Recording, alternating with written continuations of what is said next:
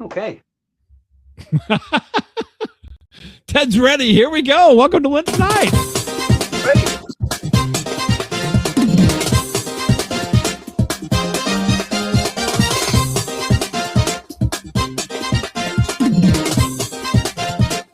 And with me tonight is Ted the Impressionist. And his little cats on the whiteboard. And a kazoo. As always, with me is Gary Limes and the Flea Tones. And welcome to LeMent Tonight, everybody. I'm Bob LeMets. Now, my guest here tonight is Ted the Impressionist. Now, Ted, believe it or not, an impressionist, always delivers what his mama told him. Whenever you meet new people, always make good impressions. I think she said it just like that. And so his mission on stage compels Ted to perform fabulous impressions of dogs, cats, got to see that one, birds, chimps, ghosts, vegetables, chickens, and more. So many, like it's like getting hit on the head with a shovel. They all leave a deep impression on your mind. Ted has performed throughout the Northeast and in New York City nightclubs. He produces his own shows, Coop Comedy, Bronco Brad Dang Tootin' Good Time Show. Woo, that's a mouthful. And Gonzo Gala. Hey, everybody. It's Ted the Impressionist. Welcome, Ted. Hello, Bob. How you doing? I should have some applause there, shouldn't I? Yeah, it's great. Oh, I don't smoke. I haven't got all of this here. It probably fits in your impressions right there. There you go. Yes, thank you. But well, it's good to be here, Bob. Yeah.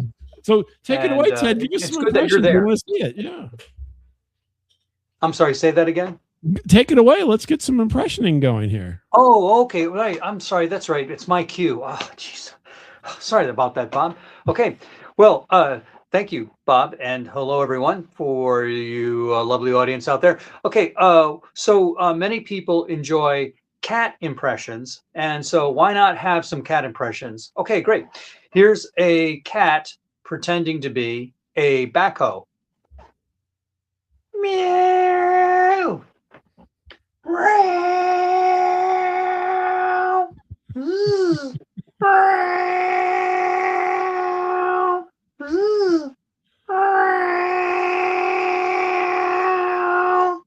Always good for cleaning the litter box.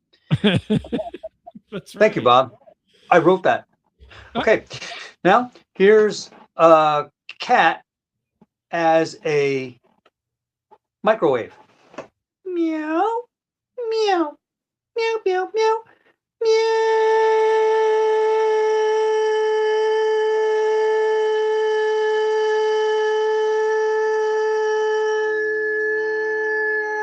Ding. Dinner's ready. Okay. Now, here are cats racing at the Indianapolis 500. Meow, meow, meow, meow, meow, meow, meow, meow, meow, meow, meow. Okay. Well, except for the Kyle Busch cat. Okay.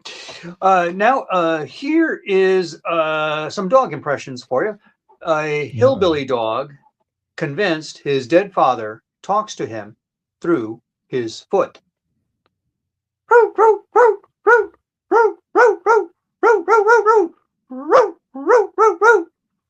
Whatever you say, paw. Okay. Now, here's a dog as quality control inspector at the sandpaper factory. Shh, shh, shh, shh, shh. Rough, rough. I wrote that. Okay. Well, and let's see. Here's here's a dog actor in a Tarantino Western, slowly dying in a hail of bullets.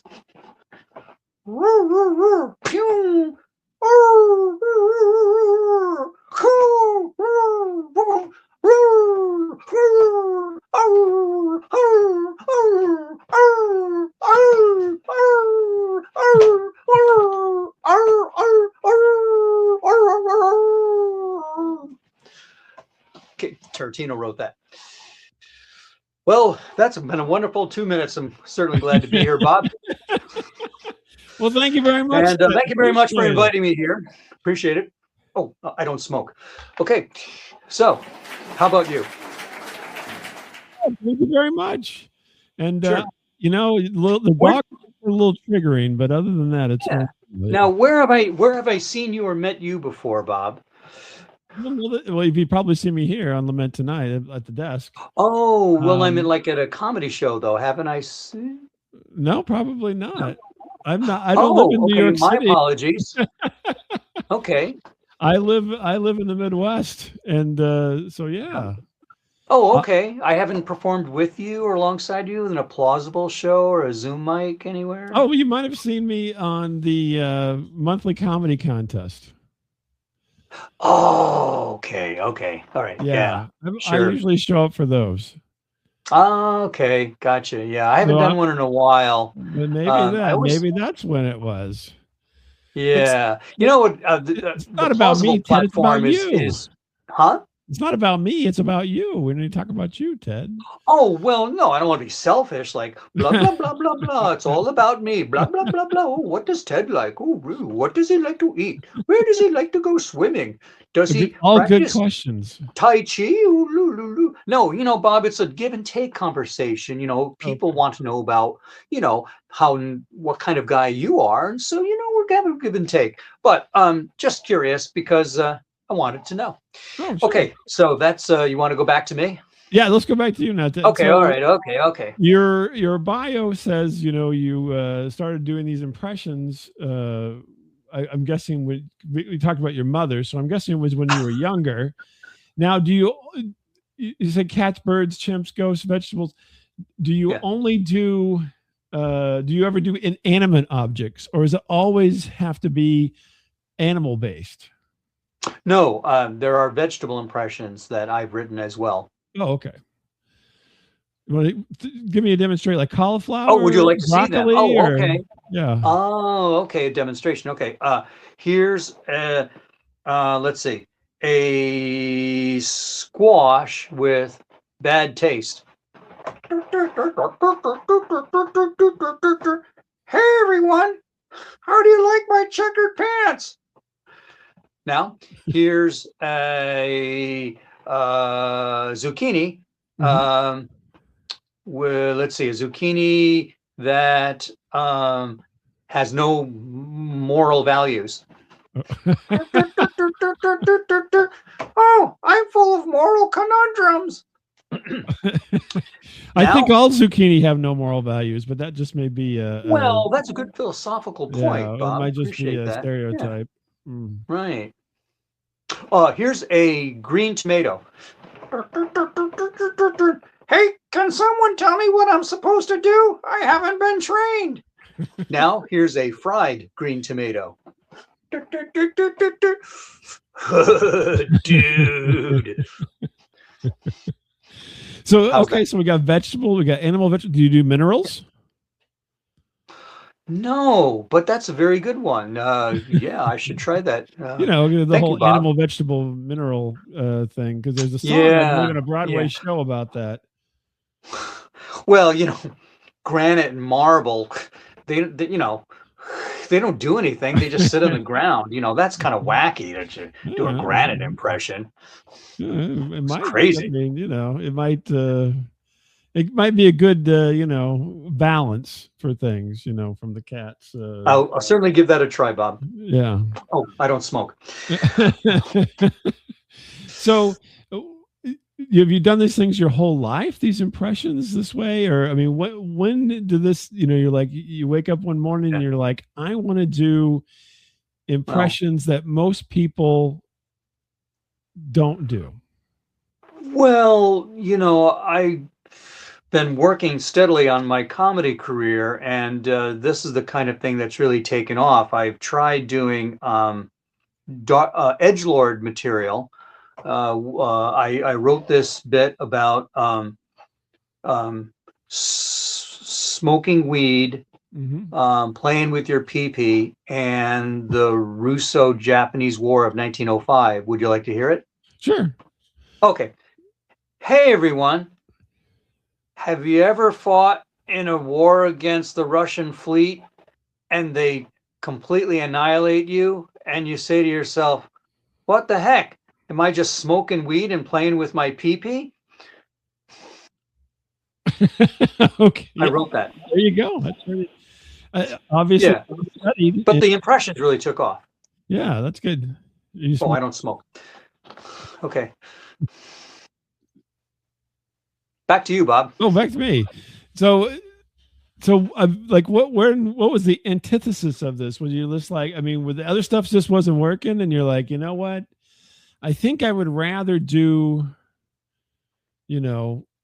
kitten impersonations than doing historical masturbation material. Well, the historic stuff wasn't really going over at kids' parties. So I figured, why not try some impressions, see how it works out. It's kind of clean comedy. Most people can relate to, because most people have either a cat or a dog, sometimes both. Many people do eat vegetables. So it was easy enough to just move over to that genre of doing impressions that appeals to a wider audience. Okay. Do you ever think about doing, like fast food or anything like that? So I'm a Big Mac and I'm attacking, not yet, but I'll consider your heart, or anything like that.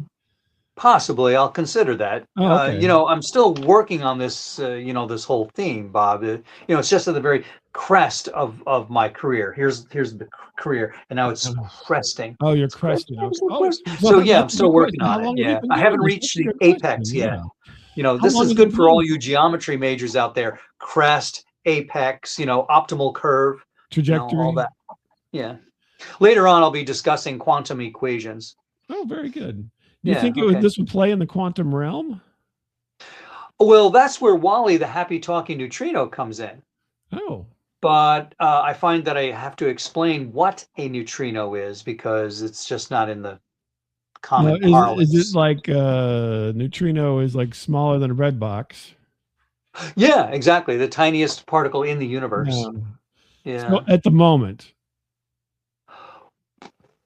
Okay, Mr. Buckyball, you got me there. Good point.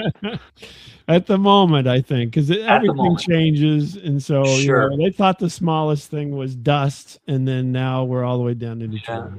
Yeah, exactly. Yeah, I think Ben Franklin was like, "Dust is the smallest thing." Right. So Wally, the neutrino, has recently double-crossed me. He has explained now to the audience on the stage that he's now Wally, the happy talking nutritionist. And so I have to go along with it because otherwise he won't perform live. So what are you going to do? You got your partner, grows, evolves, and, you have to grow and evolve with him. When you're at the bottom of the food chain, what are you going to do? Well, I wouldn't know about the bottom of the food chain, but, that's how it is. That's right, Bob. Excuse me. Being a neutrino wasn't very fun because what did you choke on a frog? No, I'm good. Well, anyway, are you smoking? Nobody knew what a neutrino was, but as a nutritionist, I can advise people on how to eat microplastics and what kind of pussballs are the easiest to. Sorry, he's still a little, on the edge. Well, that's good. So how long have you been doing this then? How long have you been doing all these impressions and not smoking? Oh, I don't smoke. It's been about 8 years now. Yeah. Oh, really? Okay. Is your mother still alive? Yeah. I've collected some interesting rejection notes along the way as I try to get myself into bookers. Would you want to read a couple of them? Yeah, tell us about them. Oh yeah, one was I need jokes. That was the response to my sample video clip. You had jokes. Yeah. Okay. And my favorite so far has been the booker responded back and said, "You want me to book you so you can do cat impressions?" And I said, "Yeah, yes." I mean, that seems fairly obvious. Was this guy not getting it, or? I don't know. I don't want to say anything bad about anybody, but certainly it's that cresting part that haven't reached that apex yet. So what do you so what's your plan? So have you got like a 5-year plan, 10-year plan? What's the what are you thinking? Where's this all going, Ted? Well, are we talking serious now? We're talking serious? As serious as you want to be. Oh, okay. Well, it isn't so much a plan as trying to just break through that chicken and egg thing. Just like someone who's trying to break into a new business. You have to have experience to be in the business, but you can't get experience until you're in the business. And it's the same way with then working upstream in the comedy world. It's I've seen others explain it the same way. The comedy world is a giant flat pyramid. There's maybe like a little curved pyramid like this at the end. There's plenty of people all at the bottom of the pyramid. Right. Yeah. But to get to the top, you're cutting through a lot of different layers to actually get to that level where then you make it a professional career and you're becoming recognized. Yeah. So I've heard comedy called the Amway of entertainment. Yes.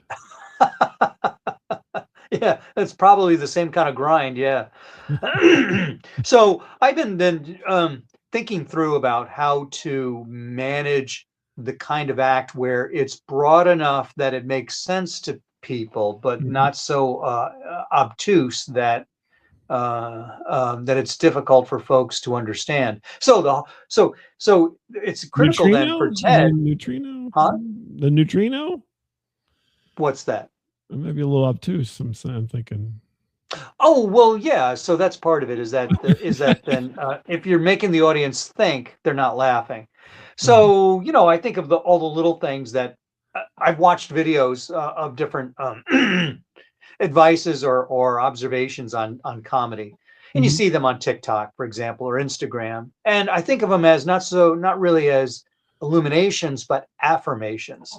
So you think about the fact that you have to be bigger in life to your audience and engage them. The audience is something that George Carlin said is like the passenger getting into a taxi. They're willing to go for the ride if they're confident you know where you're going.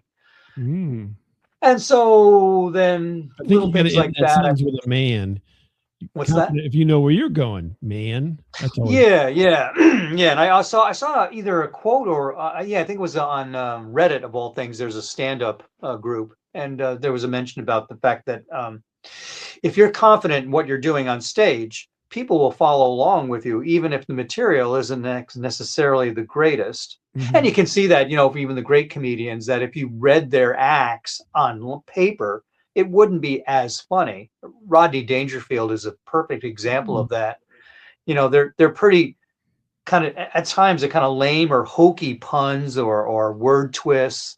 But the fact that he's doing them rapid fire, and I've watched it and counted it, that every laugh hits between 3 to 5 seconds. Doom to doom to doom to doom. And so the audience, that comic tension keeps building and building and building, and then it's like a wave. You're just riding that back and forth comic tension where it's zipping everything out, boom, boom, boom. So I try to think along those lines on how to do the impressions, in a fairly rapid way, where then people are recognizing that it's just the whole presentation that's the humor, not necessarily each individual impression itself. So I can imagine with the cat impressions that you're doing time compression, because between each impression from the cat, there's 4 or 5 hours of napping. And so you're not showing all that. Well, the idea is not that you're laughing at the impression, is why is this grown man doing cat and dog and vegetable impressions? And so when I see someone, I was going with you. I was with it. I didn't even think about that. Well, if you find it funny alone, that's even better. So when I watch people, when they're going like this, there's that level of suspense where they're wondering what's going on, and then they go like this. Is that they're letting it go. They're realizing they're laughing at the whole act, the whole presentation. And then that's the idea. Then you're building that tension, and they're deciding when they want to release it, rather than the classic setup, punchline, setup, punchline, setup, punchline. I do enjoy absurdist comedy. This is very absurdist in my very absurd. Yeah, well, And and that's the challenge, because especially now in the 2020s, as that, what would you say, Bob? 90 to 95% of all stand-up is observational style. People always, they're observational. What's They're the observational deal things about their with life, airline about food? society. Yeah. Huh? What's the Yeah, deal and with so that's, airline that, food? I'm doing my Seinfeld. I'm sure you've seen him in New York what's somewhere. that? Seinfeld, he's in New York somewhere, I'm sure. Jerry Seinfeld. He's Yeah. observational. What's the deal with airline peanuts? Oh, yeah, exactly. Sure. And that's a well-recognized form. So the idea then in observational comedy is that if the material is good and the performer's confident, you can do any kind of observational material. And then, a lot of comics do stuff that's very relatable. They do Mhm. jokes about family and dogs and cats and kids and dating. And so all those things, the audience immediately recognizes the framework of what they're joking about. Mhm. So any kind of stand-up comedy that's not observational, you're challenging the audience to engage something they're not familiar with.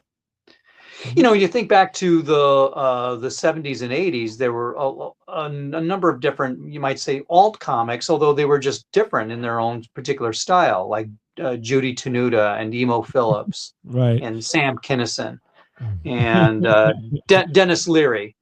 The kind of thing where at first the audience is, oh, Gilbert Gottfried. The audience Oh, yeah. is kind of hedging, because there's clearly they're seeing that there's somebody doing something funny, but it's not fitting that usual framework of observational comedy. Mhm. And so you have to be really good and confident at it in order to then, in effect, sell it, to win them over.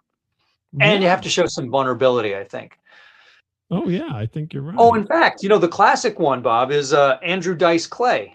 I Oh, Yeah, I remember seeing a very early video. It could have been the New York Comedy Club, back when cable was in its infancy, and so mhm. comedy shows where simply someone pointed a camera at a stage and the comics went up and did their thing. Mhm. So back then he was doing a mock-up, uh, uh, a parody of a New Jersey biker who's just telling jokes because he doesn't know how to be a real stand-up.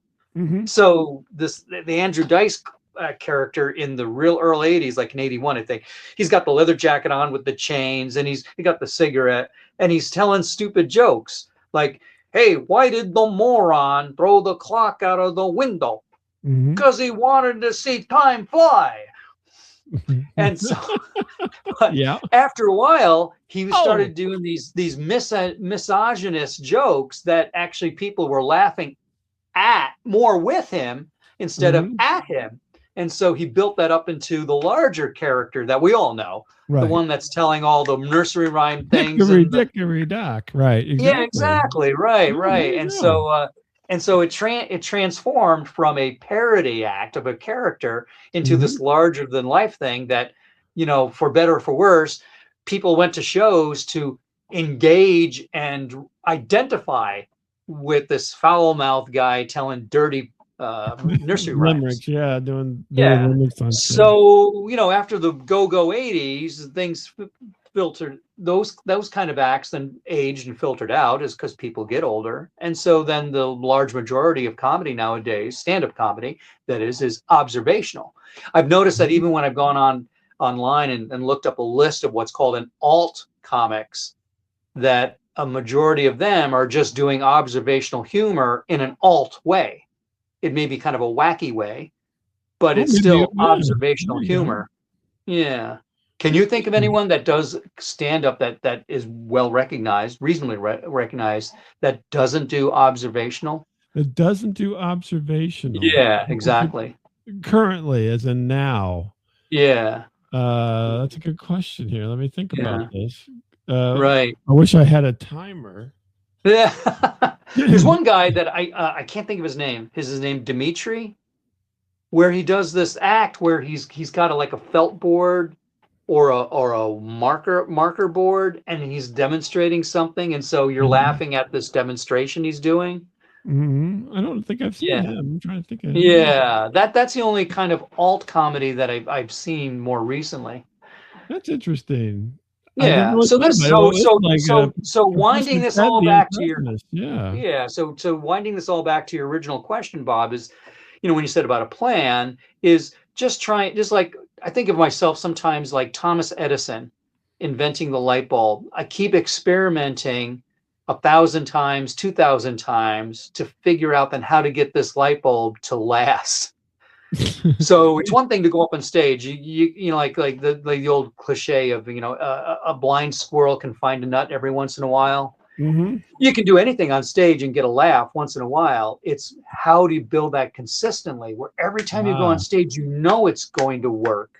That's the tough part. It's really interesting that you use Thomas Edison as your example, because he just stole a lot of things. And that's what all comics do. That's a real interesting statement, Bob. Stole things? Yes, well, he stole a light bulb even. I would say that, like anybody, like any creative person, you're cribbing out certain things that other people have done and figuring out a way to incorporate it or improve it. Oh, okay. You don't like the stealing word. I got you. I see. Yeah. So, like, for example, like, he was in a neck and neck race with Tesla, who was aligned with Westinghouse. Right. He stole from Tesla because Tesla worked for him, and the reason for a while didn't work for him is because he kept stealing everything. Okay. All right. Let's use another example here, because people, I don't know if people would. I think people don't give a rat's ass what happened to Tesla and Edison on this show.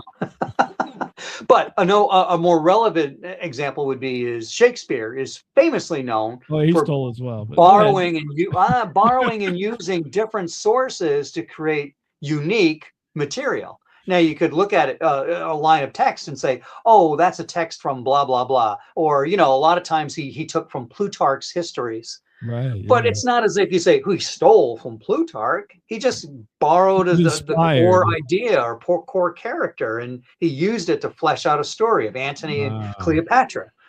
Yeah. Gotcha. All right. We won't say stole, but hey, this is fascinating. Well, this is kind of a pithy conversation, isn't it, Bob? No, this is fascinating.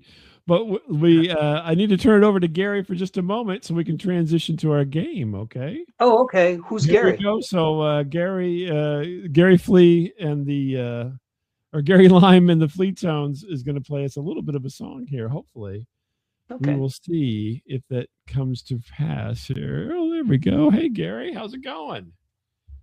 Thank you, and good night. Not yet, Gary. Not yet. Bob, you are a grade A asshole.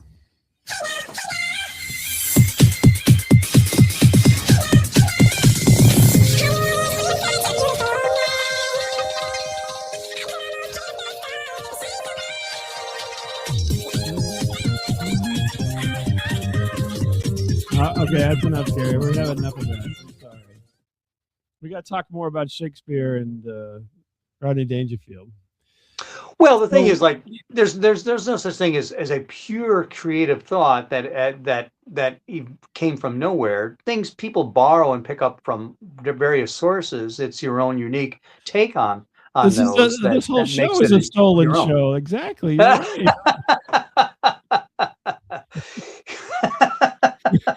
So that's all. I don't know how we got into this conversation, but anyway, the idea that I know, because you were saying about Thomas Edison. That's how we got there. So experimenting to me is I keep experimenting and improving on it, as it took Thomas Edison nearly 10,000 times to figure out how to make a light bulb that lasted. For me is then keep experimenting over this time that I've been doing this to figure out what is going to work consistently to get the audience to go over that what is it going on hump into acceptance and then laughter. Right. No, that's good. No, I'm giving you a hard time, Ted, but no. I totally understand where you're coming from. It's a real in-depth conversation. And what I'm hoping is that people will tune in and go, wow, this was great. Did you listen to this podcast? You should tune in, because these guys really, that's what I'm trying to do. Or they might say, wow, there was a cat listening to cat impressions. That's amazing. Now we're gonna do a little. We're we're going to do a little game called Ask Not. Okay. I'm going to pose questions to you, and so then you're going to give me the worst possible advice that you can think of for my questions. All right, got it. So here we go. Ask All right, here we go.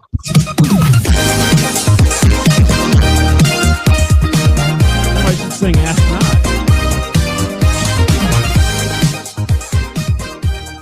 There you go. So Ask Not. So Ted, I know you're an impressionist by trade, but yes, I have a bit of a love triangle with a couple of next door cats.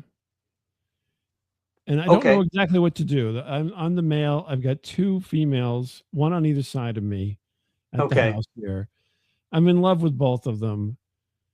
I don't know what to do. I can't choose one, but obviously in this world that we live in, it's hard to be. I'm not a Mormon cat. Okay. I don't believe in polygamy. I've got to choose. What's your advice? I would say you should first head over to Walmart and get yourself a variety of colored Crocs, purple, green, yellow, and actually 3 pair. One for yourself, and then cats have 4 paws, so that's 2, 4, 6, 8, 10 pair of Crocs for you and the cats, because that way you can bond with each other and neither cat will be jealous of the other. So for example, you could have the green Crocs and kitty number 1 can wear the yellow and blue and the other can wear the purple and pink. And therefore, and when you go out in public, people won't give you the evil eye is why is Bob, the human, messing around with 2 cats, because you're clearly wearing Crocs. So you have some kind of thing going on together that most people in our diverse society would respect. Unless, of course, you're anti-DEI. In that case, you'll be immediately shipped off to the Congo for deportation to a third world country that you neither speak the language nor know anything about. What about the Crocs that mix the colors? You know what I mean? Like the swirly Crocs or the psychedelic style Crocs. Oh, well, in that case, if that's your style, then you should also get your hair colored to match the Crocs. And for you, it'll be easy. You can dye your hair pink with your pink Crocs, for example, and you'll look fashionable. The cats, of course, hate being immersed in any kind of liquid. So you'll have to wear a beekeeper suit to dunk the cat into the psychedelic colors to color their fur. Possibly one of those not only is that convenient for you for coloring the cat, but then you can open up your own honey stand at home. Oh, wow. That would because you bought the beekeeper suit, you may as well buy the bees to go with it. Otherwise, it's kind of stupid, isn't it? Yeah, people go, look at this jerk. He's got a beekeeper suit with no bees. What's that all about? That's true. Although, you know, there was a movie with Jason Statham called The Beekeeper, and he made out quite well in that movie, I think. Well, that's Hollywood. You know, it's a lot of it's made up. It's kind of fake, you know. In real life, you know, beekeepers live a very austere life. In fact, beekeepers make wonderful lighthouse keepers because they're poor, they don't have regular personal hygiene, and they're just focused on one thing, you know, the bees or keeping the light on. Now, I think I got lost in the whole Croc situation, but am I choosing one of the 2 cats or am I just still going with both and everybody's wearing Crocs? Oh, I see. Once you and the cats have the Crocs on and you're walking the public streets and and you've dyed their hair, then it's kind of a Zen thing. You can sense what vibe is working with either cat. So, you know, if you're kind of because everyone has their own colors. You know that, right? You might be a pink or you might be a summer pink or more of a winter blue. What color do you think I am? What do you think I am? I think you're kind of an El Nino hurricane. Gotcha. So it's difficult to know the season because, you are like a hurricane. I appreciate how you did put any inflection to make it sound Spanish when you said El Nino. Yes. Yeah, well, I appreciate that. Yeah, because otherwise, if you try to pretend that you know how to speak Spanish and you roll your R's, well, your R's might roll too far off your tongue, and people know that you're faking it. So by being totally ignorant of how to speak a language, then people will just say he's ignorant, but he doesn't know any better. I just was curious because he's an ignorant. He's an ignorant ignoramus. El Nino. Yeah, exactly. They try to make it sound like they're, Jimmy Smith or something. I don't know. But anyway. Yeah. So, okay. So I'm still, I don't think we've clarified. This isn't working for you, Bob? I haven't explained it. Am I going with both the cats? Are we setting up a commune? What's happening here? Okay. Well, then in that case, it may be useful for you to consider then a polycat relationship. It's very similar to a polyurethane situation, except instead of popping plastic packing bubbles, you're popping little bubbles for off each cat, because cat can have little pus bubbles, so it's kind of the same. Or you could or you could be a polywog relationship with the cats, whereas that as a cat catches a tadpole, you have a relationship with both the cat and the developing frog. That's what's called the polywog relationship. I got it. So I replaced one of the cats with a frog, and I'm all good. Well, then, because people, in our diverse society, people recognize many poly relationships: polyurethane, polyfrog, polyester. Even here in Troy, New York, we have the Rensselaer Polytechnic Institute. So people have relationship with various engineering expertises, and no one bats an eye.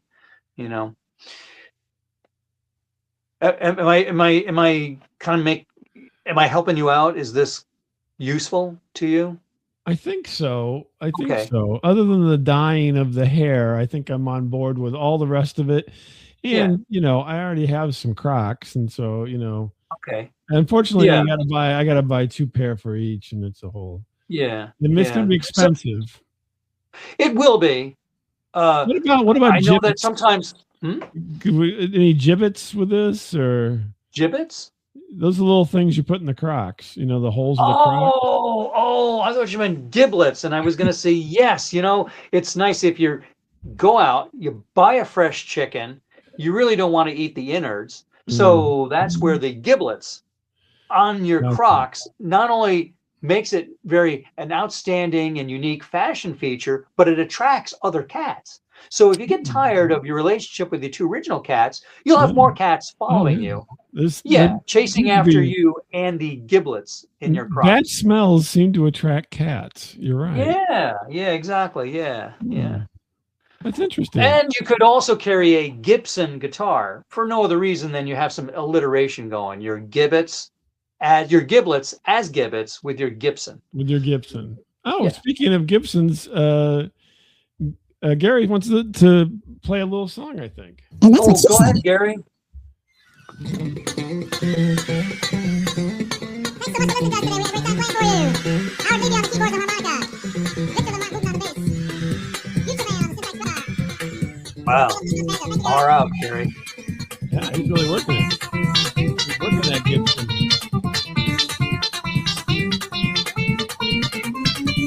Oh, good. Hey, there's Neutrino, or Nutritionist. I'm a one nutritionist. It looks a little bit like a tennis ball. All right, thanks, Gary. Thank you very much. All right. So, Ted, let's wrap this up tonight, all right? So sure. You've given us a lot to think about, way more than I expected. I just expected impressions. Well, Bob, you ask for one thing, and I provide many things to you so that it helps you succeed as a podcast producer. Oh, okay. I was thinking that possibly somewhere in your life, you do more things than just impressions. Is that true? Who wants to know? Well, the audience wants to know. Okay, well, another fun thing I do is I do Nancy and Sluggo comic strip remixes. Okay. On Facebook, it's called, if you go on Facebook, it's called Bushmiller Remixed. And Are you just making so, that up because you look straight up in the air, which I believe. well, I have to pause to make sure I'm articulating what people understand, because people may not be familiar with the Nancy and Sluggo cartoon per se. But anyway, Well, on I the think Nancy Bushmiller and Sluggo were remix, the first transgender comic book characters, I think. They yeah, both look yeah. Well, I don't know essentially about the same. transgender. Yeah. So anyway, the Nancy cartoon is really boring. It's tedious. The jokes are Yeah. lame as hell. So what's fun is It's to just remix it's a them to step make below them to Bazooka improve Joe, as a upon them. matter of fact, I think. Yeah. So that's my side gig. I enjoy doing that. I always post mine every Wednesday and Saturday morning. Wednesday and Saturday. So comics online. So you would think that comics, went away with the Sunday paper, but not in this Oh, case. well, it's got a pretty sizable drawing. You know what's fun about those is when you're doing ones with song lyrics. So I like to do Nancy remixes, utilizing some nugget from the Ramones. Or my Ooh. favorites is when I do some that are using the lyrics from Barnes and Barnes Fish Heads. Oh, You roly know that one, poly. Bob? Oh yeah, sure. You know Fish Heads? Yeah. Roly poly fish heads. Yeah, Fish yeah, heads. yeah, Eat yeah, them yeah, up, yeah. yum.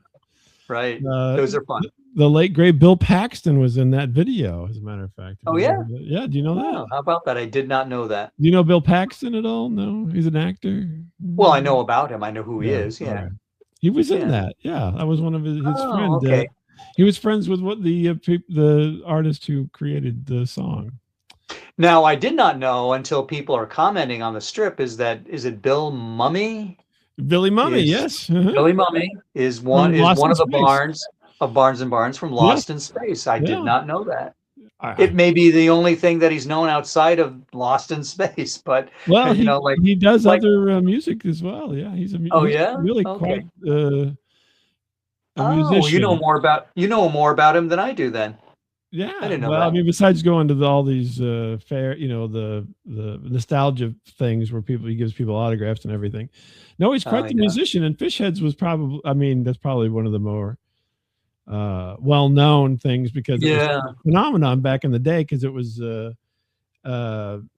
at the cusp of music videos and so forth, and they had a video out there and whatnot, and everybody loved it. And he aligns with Dr. Demento and then Weird Al and all that kind of stuff. Oh yeah, yeah. Well, back in the very early days, the infancy of MTV, that was on a regular rotation. Yeah. But then that was in the day when MTV just had a number of crudely made music videos from obscure bands, and Like it's the Bob literally, Bob, that someone was shooting them. What do you call it? Air guitaring their music video on like a little 8mm camera. Right. Yeah. Exactly. They'll give it a certain cachet then. So Yeah. tell me the name of the comic strip again with the Nancy. On Facebook it's called the Bushmiller Remixed, and it's anyone that does remix cartoons of the Nancy and Sluggo cartoon. Wow. Yeah. I didn't even know that existed. So this is well, you know a lot about, Barnes and Barnes. I have to match you, nugget for nugget for facts. Or you think about, have you ever thought about branching out into Andy Capp or No, just that, as a kid, again, especially by the 70s and early 80s, the Nancy cartoon was pretty lame. You'd feel dumber after you read it. So this is what a way. The Katzenjammer Kids. You ever want to do one of those remixes? No. Goofus and Gallants. Just the Nancy cartoon in particular was so lame that it's actually fun to change it around and improve upon it in myriad ways. Well, I think everybody should check that out. I do, honestly. Sure. Okay, yes. Check it out, viewers. Yeah. Ted, this and let me know what is you a think. conversation that I never imagined would ever happen. Well, again, Bob, my idea, my burden is to make your show really interesting. We'll bring the neutrino back up. Okay, sure. Plus, he has his other friend too. Oh, what's his other friend? Quark? Oh, well, okay. So here we go. Here you go. Hi, thank you, Bob. I appreciate it because this The guy, surprise Ted, guest neutrino, everybody. he's Yeah. kind of boring. I'm not a neutrino. I'm a nutritionist. Oh, right. I'm sorry. Yeah, nutritionist. Yeah. So, Bob, are you eating? Are Quit you smoking. eating regular fiber every day? I Hey, don't the forget about me. fiber. I'm Barney Bacteria. Hey, Oh, Bob, gosh. Okay. I want to say hello to all the good bacteria in your gut. This is really stupid, Hey, who invited you? I did. It's my show. Now, Barney, do you travel from person to person? Because I would think if you're a gut bacteria that you would leave the system and then have to get into another system.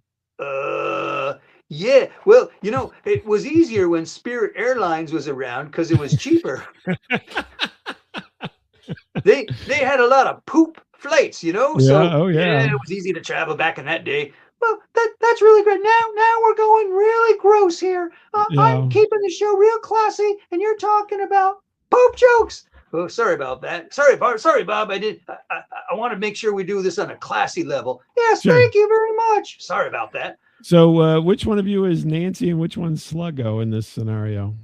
I'm the Mary, and what? I'm the Mary, and you're the Rhoda. No. I'm the Mary. No, I'm the Mary. Sorry, Bob. We still have to work it out. I think you're both Phyllis. Oh. Ted, thank you so much for being here tonight.